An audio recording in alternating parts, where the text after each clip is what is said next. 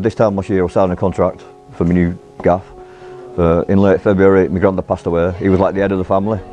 So, and then my head fell off, started drinking heavily, fell out with the family, you know, and it just went from there to, and then I just basically just disengaged with all my friends, family, everybody. And I thought, right, under the bridge. I used to knock about when I was a kid though, you know, it was like a little safe place when I was a kid, you know, messing about with my mates and that. Made me a little home under there. Lived under there about 2 months. There was a bloke, he used to pull up 7 o'clock every morning in his wagon, skim a bag of food out to me like, yeah, which was nice. I won't mind meeting him, but I don't think I ever will. You never know. Come to the point where one day I woke up, I was hallucinating. You know, I think it was like psychosis more than anything. So I went to Wigan Council. They diverted me to the Brick, and which then gave me the support and the needs of well, you know, everything I needed basically to get myself back on track. And if it weren't for Craig, and you know, and a lot of other stuff, I don't know, quite possibly could be dead. And that's my honest opinion. It all started, I've been living all my life in Leigh, and like, my mum and dad died, and council took the house off me. So again, rough sleeper. I didn't know anything about Brick or anything like that. I've been sleeping rough for about 3 years. And living on the streets is hard. Yes. I mean, sleeping in Halifax doorway, anywhere where get your head down, stuff like that. I've been in Queen's Hall 2 times. That's the name. It was alright, Queen's Hall, but bit noisy and that. Well, I've two killed there, so. Beginning of the year, I got pneumonia and septicemia. I was there that day. God, it was horrible that, wasn't it? Ended up in hospital for a couple of months. I was covering in hotels and stuff like that. I couldn't go sleeping on mattresses on floors again because I was too ill. Yeah, it's almost the same time, isn't it, really? Yeah. Plodding along, innit? It's not a reunion, haven't we? We're having a reunion, yeah. Drinking a can of pop this time instead of a can of Stella. Yeah, it's just horrible, that. It's horrible, like cold and that. Some of it's alright, but yeah, well, it's not good, is it? So you feel very vulnerable to get people out walking past you, swearing at you. Some people are nice, obviously, but some people are not. You're throwing things at you, disregarding you, calling your names and throwing things at you.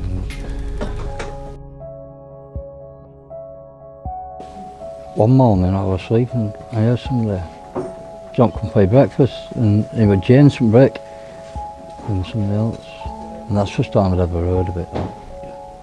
So I went for breakfast and I started from there. Katie, one of the members of staff, she got onto it. She spotted me one day and then got onto the Brick, and then I ended up going on a severe bender with me and a few other lads. So I got evicted from my property.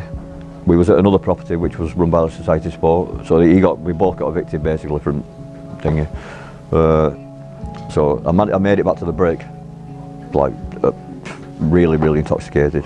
Craig threw a big bottle of water at me, go and sort your head out, come see me in the morning, which I did, and then he's bent over backwards and got me in where I am now. And like I said before, if it weren't for that guy, you know, I probably wouldn't be here, I'll be honest with you, probably wouldn't. It's a big shock, innit, when you're not over phrases and you don't treat, you get in that routine, you don't spend your money really, but when you get a flat, you're going to be struggling at first, aren't you? It's a new routine again, innit? So they come out and see you don't regular, so they come and check on your properties and stuff, see how you're doing. But it's good sport they do, yeah. Don't just leave you afterwards, they'll help you out. I've seen them helping people out and that, so good really. Well, they try and get you on the right track for a start. Like, I had a big alcohol problem, you know, but then that was like stress, bereavement in family, shitty marriage, blah blah blah. So yeah, they put you in the right path, get you on courses if you need to go on courses. There's activities through the day that keep you off the street. Keep you busy, don't they? Engage in that, don't you? Yeah, engage with staff. If you want to be helped, they'll help you, basically. In the back room I've got a little desk, I draw pictures. I'm an artist, like just a hobby kind of thing. I've had 3 of my pieces at Wigan Open exhibition in December. A chef by trade. So yeah, well, I mean, you go to workshop, go to bike shop, the workshop, woodwork. They help me do things like I used to like, I used to like going fishing with Dad all the time, but my dad died, that was it. This last couple of weeks, I talked to him, John from Break. I told him I used to like fishing and different things like that. This morning went out buying some fishing tackle and making a plan going fishing next week and so I might fish.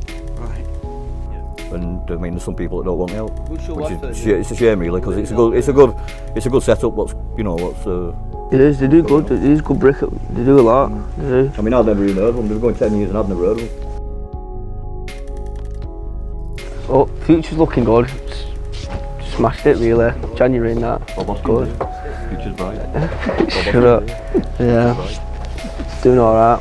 I'm hoping to get back into industrial cleaning because I've got qualifications, NDQs in chemicals and all sorts. So I'm hoping to get back into that. Craig said to try and get me into that. I mean, even if it means going back to college again.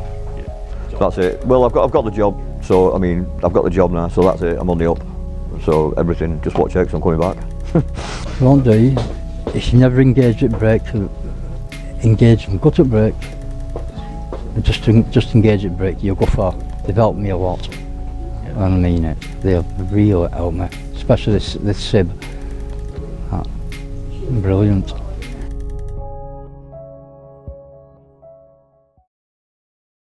My role really as service manager is to kind of line manage the staff that are on the SIB. So we've got one asset coach, one ILM, so an independent living mentor, and a growth trainee. So John's was a growth trainee, but he's moving over to one of the coaching roles. And I'm now a coach, asset coach.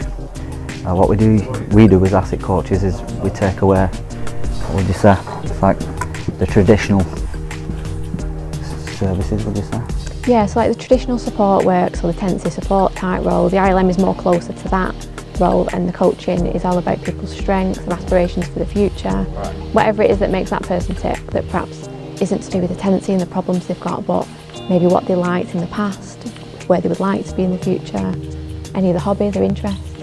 Kind of like, I don't know, we get to know them, you know, like what they used to enjoy or what they enjoy doing. We give opportunities to do that. But also it's person led, so do you know what I mean? We don't come with a plan and said this is what we're going to stick to. They come up with their own plan and we help them with that. Yeah, that you can come here if you're not feeling that you're not completely getting anywhere. You go to your asset coach, explain the situation, and then he'll look at your strengths and they can help you get to where you want to be. Yes, we've got loads of things going on here, haven't we? So we've got the bike workshop, carpentry, furniture restoration, all different things. Obviously the cafe behind us. It's all about getting people back in the community, so whatever their interests might be, hobbies, learning new skills. Basically, it's revamp furniture, build things. Obviously we've got a bike store as well, so people can bring bikes, and a lot of the stuff that's been brought in here has been donated or been brought in because obviously people don't use it. Sometimes if you end up involved, drink, drugs, whatever it is, you forget, don't you enjoy these type of things. And it's just getting back to what you enjoy. I think once you start enjoying something, you remember, it brings back who you was, doesn't it? Once you know who you are, you can start moving forward then. So they bring it in here, revamp it, and then sell it on, and then the money goes back into the charity to help people obviously get housed. And so yeah, it's a really good aspect that people have been in a situation where they haven't got anything. This place basically gives you that stepping stone to get back on track.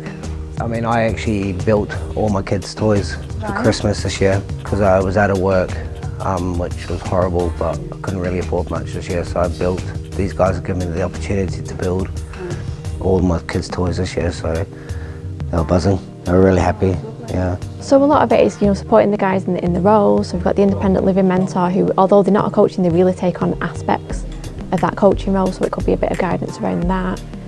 So the independent living mentor, they might meet people in the homes, but they're taking a lot of inspiration now from the coaching, meeting in a cafe, a point of interest for that person, whatever it might be, just to talk to them on their level, so it's one-to-one, rather than it being that power imbalance of, okay, I'm your work, I need to tell you what is right and what's wrong. Let them kind of take control on that a little bit more.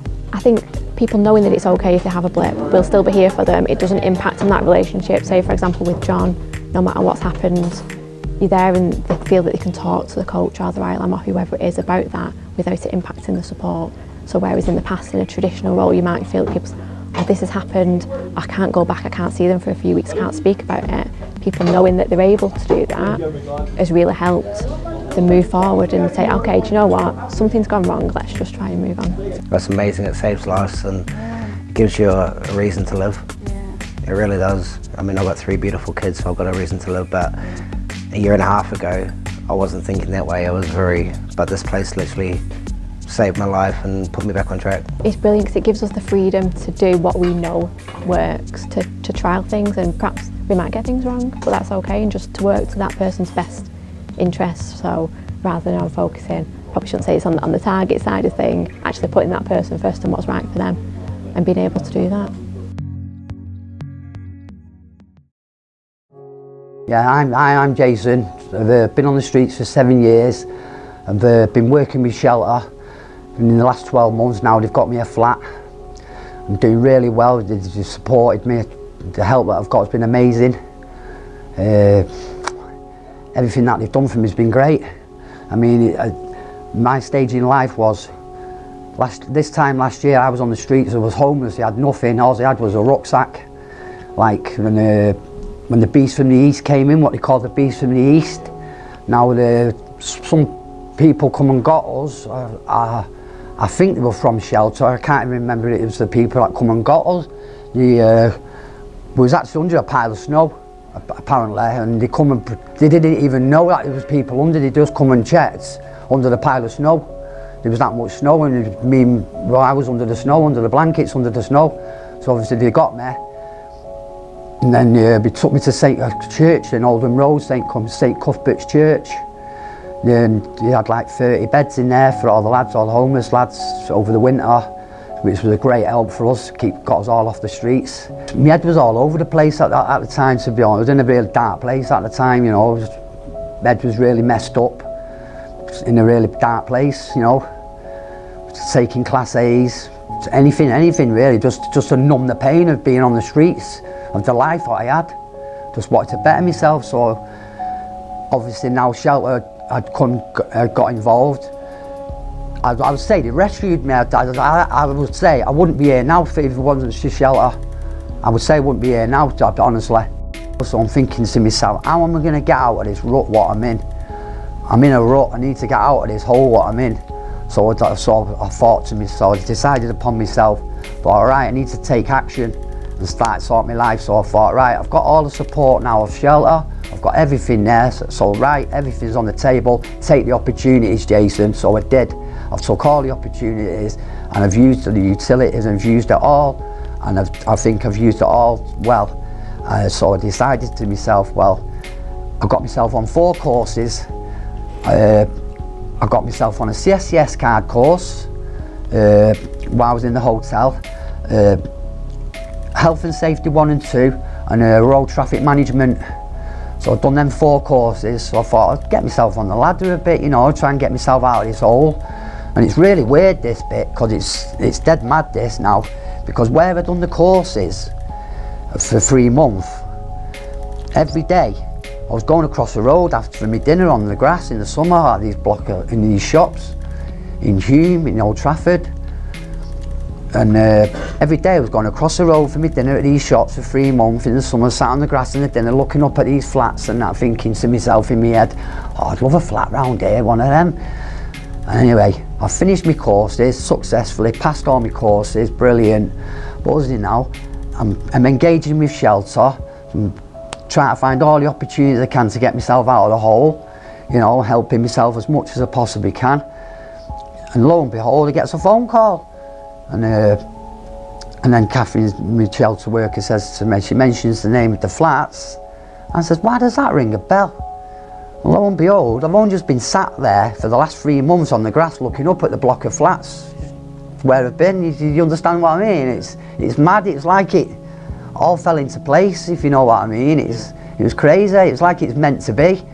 And the flat was absolutely amazing, the flat that I got offered. It was beautiful, clean, absolutely clean, brilliant. I found myself,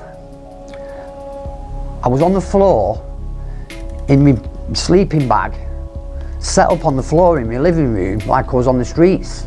For about 3 weeks I was doing it. And then one day I said to myself, what am I doing?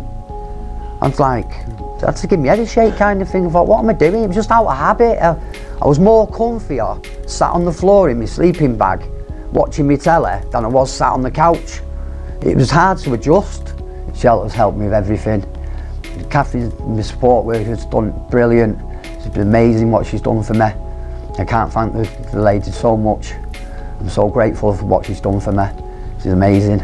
Just to have a set of keys in hand, what I can call home, you know, because I've lived in hostels and hotels and the streets. It's not a home, it's not your own home, it's nothing you can call home.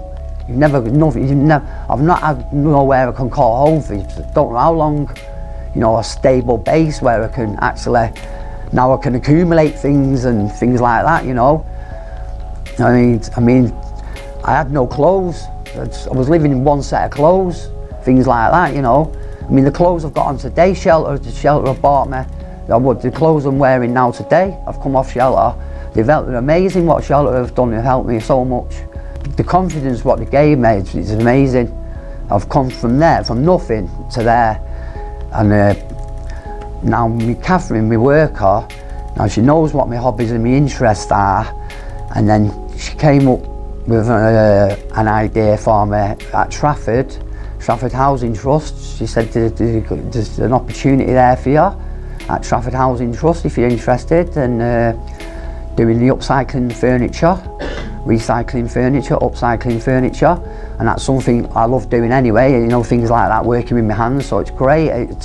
So I've jumped straight on that opportunity, and I'm now working with Trafford Housing Trust, and I'm upcycling furniture in their store. It's like all my Christmases rolled into one kind of thing, you know. It's great. So working with my hands, I love working with my hands, you know, it's brilliant. So yeah, I'm doing upcycling furniture at the moment.